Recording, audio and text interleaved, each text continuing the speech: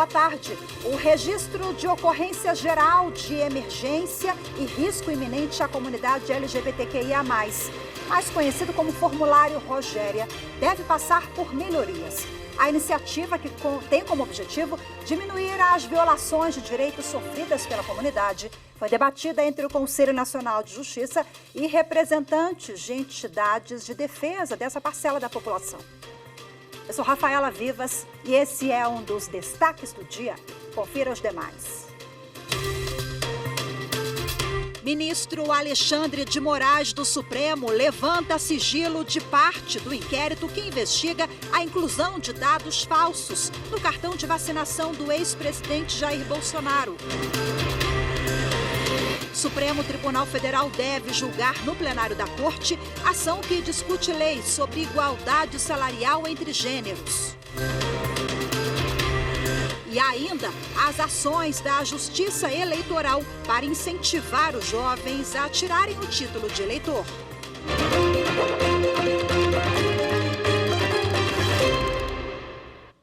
O ministro Alexandre de Moraes, do Supremo Tribunal Federal, retirou o sigilo de parte do inquérito que investiga a inserção de informações falsas no cartão de vacinação do ex-presidente Jair Bolsonaro. A repórter Carolina Chaves está acompanhando esse caso e agora, ao vivo, traz mais informações para a gente. Olá, Carol, muito boa tarde para você. Olá, Rafaela, boa tarde para você, boa tarde a todos. Olha só, no despacho liberado hoje, o ministro Alexandre de Moraes afirmou que a maior parte dos procedimentos de investigação já foi realizada e por isso não há mais a necessidade de manter o sigilo total do inquérito, porque o objetivo do segredo de justiça é preservar as investigações. A Polícia Federal pediu indiciamento de 17 pessoas, entre elas o ex-presidente Jair Bolsonaro, o ex-ajudante de ordem Mauro Cid, a mulher dele, Gabriela Cid, e também o deputado federal Gutenberg Reis de Oliveira. Segundo a Polícia Federal, ficou constatada a existência de uma organização criminosa que usava a estrutura do Estado para obter vantagens. Essa organização incluiu dados falsos na carteira de vacinação entre os anos de 2021 e 2022, durante a pandemia. Cabe agora à Procuradoria-Geral da República decidir se denuncia ou não os envolvidos. Esse relatório da Polícia Federal foi encaminhado à PGR, que tem até 15 dias para se manifestar, Rafaela. Ok, Carol, muito obrigada pelas suas informações mais uma vez.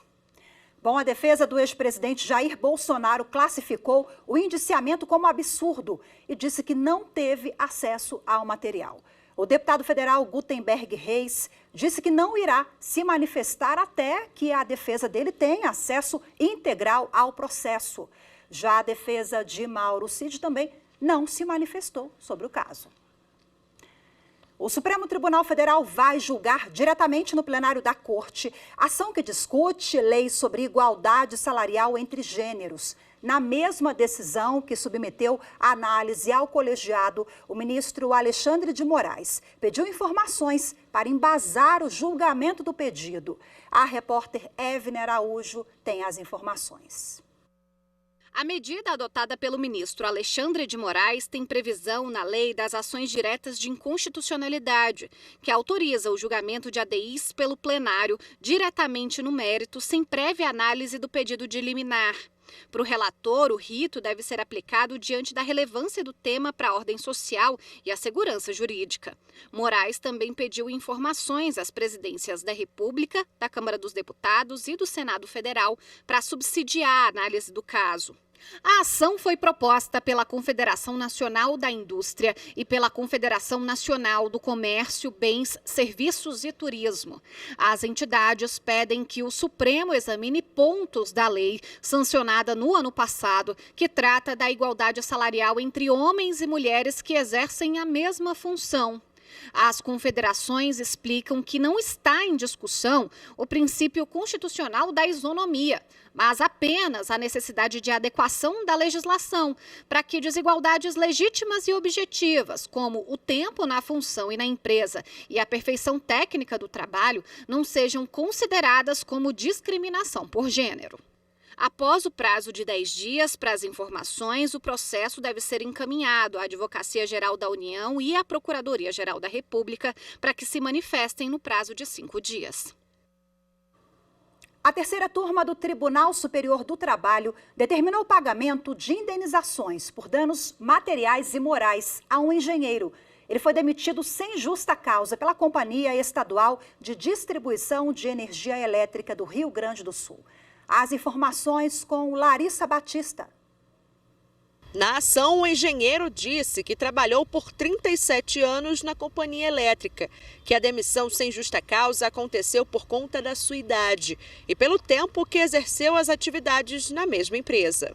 O Tribunal Regional do Trabalho da 4ª Região no Rio Grande do Sul manteve a sentença de primeiro grau, que havia considerado a demissão legítima e explicada. O regional acolheu o argumento da companhia de que, por razões econômicas, havia adotado como critérios para demitir empregados o fato de eles já estarem aposentados pelo INSS ou preencherem os requisitos para aposentadoria. Segundo o TRT, foi a forma menos danosa de reduzir o quadro, porque essas pessoas já teriam uma fonte de renda. Já no recurso de revista enviado ao Tribunal Superior do Trabalho, o relator na terceira turma, ministro Maurício Godinho Delgado, teve posicionamento contrário ao do TRT.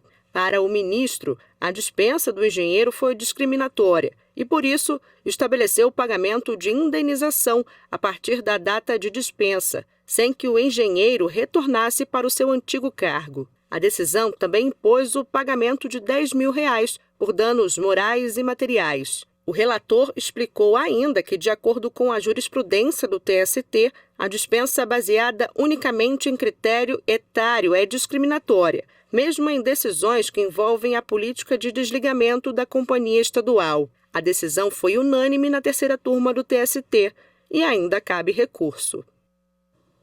A seguir, Conselho Nacional de Justiça debate melhorias no formulário de registro de ocorrência geral de emergência e risco iminente à comunidade LGBTQI APN+.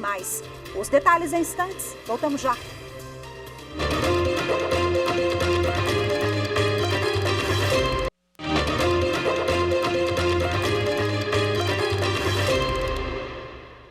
O Conselho Nacional de Justiça se reuniu com representantes de entidades de defesa da população LGBTQIAP+, para debater melhorias no chamado Formulário Rogéria. A iniciativa criada pelo CNJ é aplicada em delegacias e no serviço público para ajudar a diminuir as violações de direitos sofridas pela comunidade. Os detalhes você confere agora na reportagem de Evne Araújo.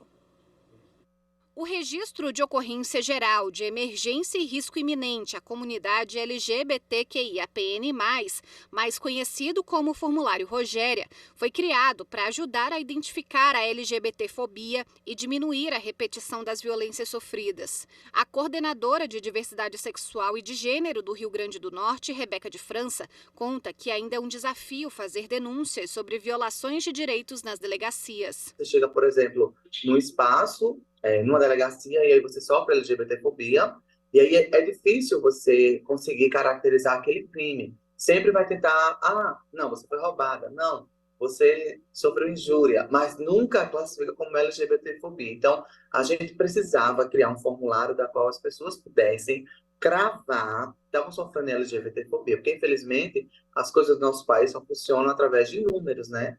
Então, agora, com esse formulário, a gente vai poder caracterizar realmente que sofremos LGBTfobia no nosso país. O formulário pode ser aplicado por delegacias, pelo Ministério Público, pela Defensoria Pública, por equipes psicossociais dos tribunais e por instituições de assistência social. Além de proporcionar um tratamento sem discriminação, o documento também serve para abastecer a base de dados do Poder Judiciário sobre a população LGBTQIAP+. O registro inclui o nome social, com destaque nos cabeçalhos dos processos. O presidente da Aliança Nacional LGBT, Tony Reis, sugeriu ao Conselho Nacional de Justiça que utilize o formulário para reforçar outras políticas públicas. Se este formulário não fosse o depósito de denúncias, nós queremos saber quais serão os encaminhamentos, para onde vai ser mandado, para as unidades da federação, para os municípios, como que vai ser resolvido isso. E também de uma forma, hoje está em PDF, nós queremos que seja algo que tenha um programa que facilite mais o acesso dos cidadãos e das cidadãs para fazer as denúncias. Ainda sobre o assunto, a repórter Viviane Novaes entrevistou o conselheiro do CNJ, Marcelo Terto. Vamos acompanhar. Doutor Marcelo Terto, antes de mais nada, explica para a gente o que é o formulário de emergência e risco e qual é a importância dele.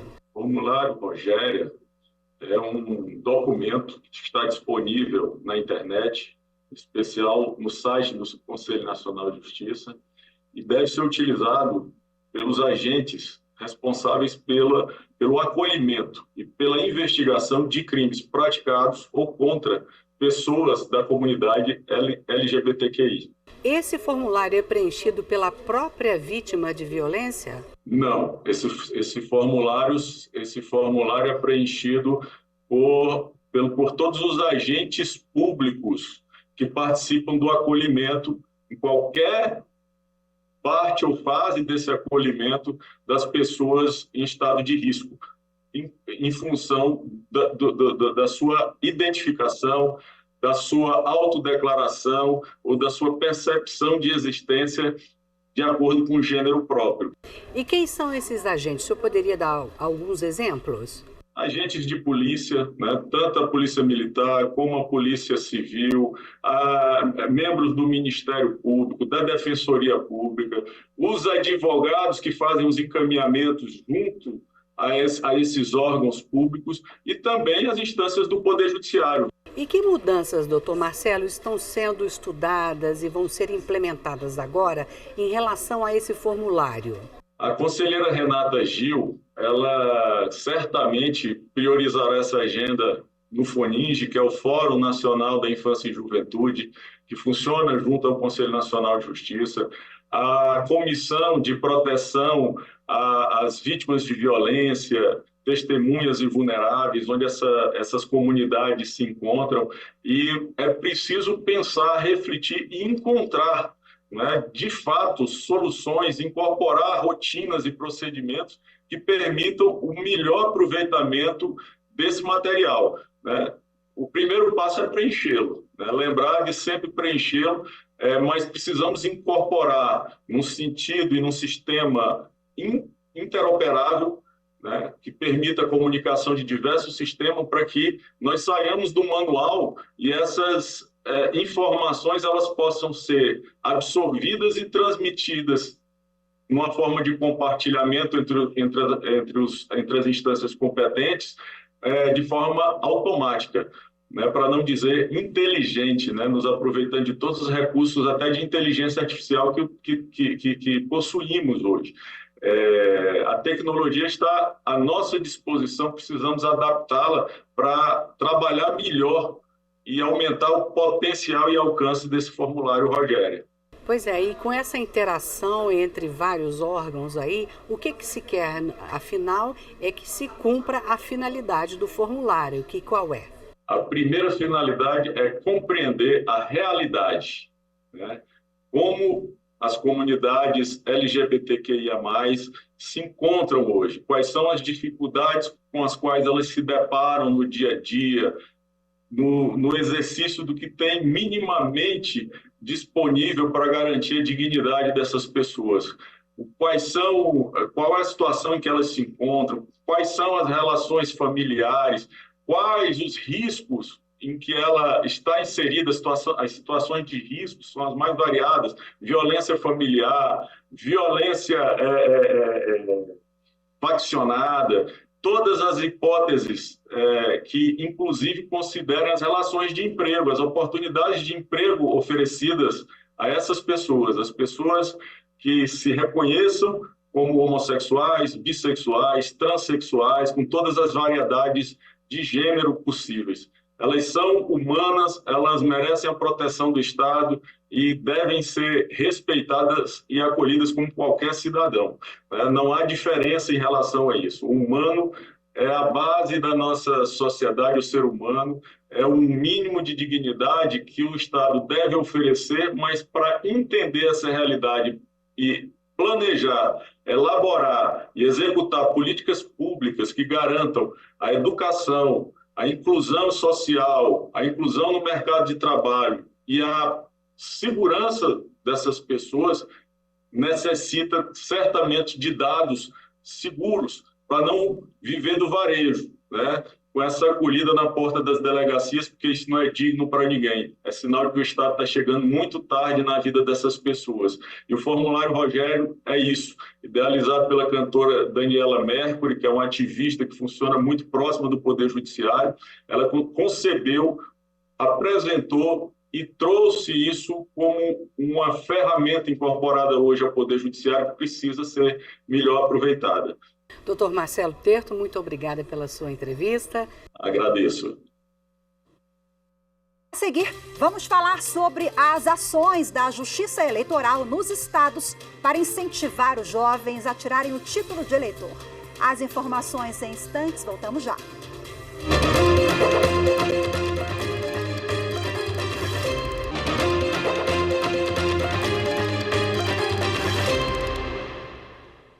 A Justiça Eleitoral está com diversas ações no país para incentivar os jovens a tirarem o título de eleitor. Por isso, vamos ao vivo ao Tribunal Superior Eleitoral falar com o repórter Fábio Ruas. Olá, Fábio, boa tarde para você. Conta para a gente o que os estados estão fazendo. Boa tarde, Rafaela. Ao mesmo tempo em que as redes sociais do TSE estão bombando com diversos posts, incentivando os jovens a tirar o título de eleitor e votar nas eleições municipais deste ano, o TRE do Distrito Federal, por exemplo, está a todo vapor com o projeto de alistamento jovem eleitor. É uma parceria com o governo do DF que transforma carretas do Na Hora em cartórios eleitorais. E eles vão às escolas daqui do DF. Os alunos do Centro de Ensino Médio 404 de Santa Maria foram os primeiros a tirar o título de eleitor com muito mais facilidade. Rafaela, já no TRE do Rio de Janeiro, a partir de hoje, tem 8 guichês montados no Boulevard Rio Shopping. O atendimento vai até quinta-feira, sempre de 11 horas até 4 da tarde. Outra ação que eu quero destacar agora é a do TRE do Rio Grande do Sul. O programa Justiça Eleitoral Presente está visitando as escolas e levando serviços como a emissão do título eleitoral a escolas do município de Gravataí. Hoje, o TRE Gaúcho está na Escola Estadual de Nível Médio Carlos Bina. E tem muito mais, viu, Rafael? E como eu já te falei, a Justiça Eleitoral em todo o país está engajada nessa semana do jovem eleitor. Rafaela. Perfeito, muito obrigada mais uma vez pelas suas informações, Fábio Ruas, direto do TSE. A Justiça Federal no Rio de Janeiro autorizou uma operação para combater fraudes em alvarás judiciais. Anderson Arcoverde explica que a investigação aponta um prejuízo evitado de cerca de 58 milhões de reais. Vamos acompanhar. A operação identificou fraudes em alvarás judiciais da Justiça Trabalhista do Rio de Janeiro. A organização criminosa utilizava certificados digitais falsos em nome de magistrados. A soma dos valores que se pretendia sacar é de aproximadamente 62 milhões de reais. 4 milhões foram retirados antes da operação. Na ação de hoje, cerca de 40 policiais federais cumpriram mandados de busca e apreensão em endereços dos suspeitos, localizados no Rio de Janeiro, São Paulo e Santa Catarina. Foram apreendidos veículos de luxo que serão usados para ressarcir os cofres públicos. Os investigados poderão responder pelos crimes de organização criminosa, lavagem de dinheiro, estelionato, falsidade ideológica e falsidade de documento público. As penas podem somar 30 anos de prisão. Em Alagoas, moradores de Tanque d'Arca e Campo Alegre receberam títulos de propriedade. A ação é resultado do programa Moradia Legal, uma parceria entre o Tribunal de Justiça do Estado, a Associação dos Notários e Registradores e as prefeituras municipais. A reportagem é de André Risco. O José Mariano foi o primeiro de um total de 26 beneficiados a receber o título de propriedade das mãos do desembargador Paulo Zacarias. Para ele, que vive há 45 anos na mesma casa, o dia de hoje foi especial. Esse documento representa muito para a gente, ou seja, para mim e para todos, né? Porque agora nós estamos seguros, se nós quiser vender, nós podemos vender. mas isso é um motivo de alegria. Autoridades locais prestigiaram a solenidade, como vereadores e o prefeito. Segundo o Wilmário Valença, a ideia é poder ampliar a parceria com o Tribunal de Justiça para a realização de outras etapas, beneficiando toda a cidade. Nesse primeiro momento são 26, nós queremos aqui terminar essa área aqui que nós estamos entregando, isso deve ter mais umas 70 casas, né, para a gente fazer, então às vezes a gente tem algumas dificuldades de entrar nas casas, porque as pessoas elas levam que a gente vai querer tomar a casa delas, quando na realidade a gente quer dar a segurança que a casa é dela. Então, a partir de hoje, eu creio que a gente consiga entregar mais esses 70 títulos aqui nesse povoado e vamos partir para fazer em toda a cidade. O desembargador Paulo Zacarias esteve presente representando o presidente Fernando Tourinho. Ele destacou os benefícios que o documento proporciona para quem o recebe. Um documento desse permite ao proprietário vender, trocar, doar, fazer negócio em banco, entendeu? Deixar uma segurança para seus filhos, para sua companheira, no caso de falecimento, de uma tragédia. Então, tudo isso só gera benefício para a sociedade. Já aqui em Campo Alegre foram entregues 151 títulos de propriedade. E essa não é a primeira vez que o programa é realizado por aqui, como lembrou o desembargador e coordenador do programa, Carlos Cavalcante. Campo Alegre já é a terceira oportunidade que está integrando títulos de regularização fundiária do programa Moradia Legal. Portanto, é um município que vem passo a passo, evoluindo na questão da regularização fundiária, de imóveis de famílias de baixa renda. O prefeito Nicolas Pereira agradeceu a parceria com o TJ, que vem beneficiando os moradores que mais precisam. É uma satisfação muito grande a gente estar aqui fazendo parte, junto com o Tribunal de Justiça, de entregas de títulos às pessoas de baixa renda. Pessoas essas que teriam grande dificuldade para poder receber o documento da sua casa. Eu acho que é o bem maior hoje, é você ter sua residência. A dona Anedina foi uma das beneficiadas. Ela disse que ganha pouco e que nunca teria tido condições de pagar pelo documento. Graças ao Moradia Legal, o sonho de registrar a casa se realizou. A casa é minha de verdade. Agora, todo tempo que eu morrer, aí eu crio uma neta, né? Aí eu quero que fique com a minha neta. O Tribunal de Justiça de Mato Grosso recepcionou a equipe da Corregedoria Nacional do Conselho Nacional de Justiça. Nesta segunda-feira, começaram os trabalhos de inspeção que serão realizados nos setores judiciais e administrativos da Corte. Acompanhe na reportagem de Maritza Fonseca. O desembargador do Rio de Janeiro, Fábio Shoa, coordenador dos trabalhos de inspeção do Conselho Nacional de Justiça, abriu as atividades na Corte mato-grossense. O trabalho, com duração de 3 dias, vai verificar o funcionamento dos setores administrativos e judiciais do TJMT. A solenidade contou com a participação da administração do Tribunal de Justiça e de integrantes da equipe do CNJ, responsáveis pela inspeção, que tem novo perfil com mais efetividade e celeridade. Nós já fazemos uma inspeção participativa com os órgãos que estão sendo visitados. E uma vez detectado alguma dificuldade ali, nós já intervimos na hora para tentar resolver aquilo. E quando terminamos aquilo, já se sabe quais são os pontos críticos, os pontos que vão ser levados para o relatório. Isso é muito bom porque dá tempo para o tribunal se antecipar à própria aprovação do relatório e tentar solucionar aquele problema. O trabalho de acompanhamento em loco da rotina dos tribunais é parte da missão constitucional do CNJ, com o objetivo de zelar pelo aprimoramento dos serviços prestados à população. Essa é uma inspeção de rotina, uma inspeção ordinária que a Corregedoria faz nos tribunais a cada 2 anos para identificar problemas que estejam comprometendo a prestação jurisdicional, que estejam fazendo com que o sistema de justiça não funcione na forma como deve funcionar, mas também para identificar boas práticas. Durante a inspeção, os trabalhos forenses e prazos processuais não vão estar suspensos. A cada tribunal que o Conselho Nacional de Justiça faz inspeção, sempre há melhorias.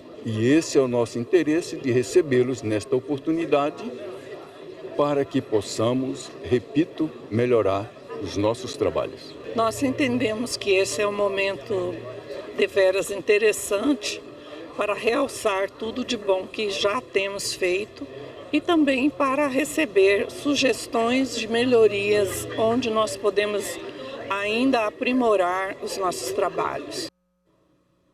Hoje ficamos por aqui. Muito obrigada pela sua companhia. Ótima tarde e até amanhã. Tchau, tchau.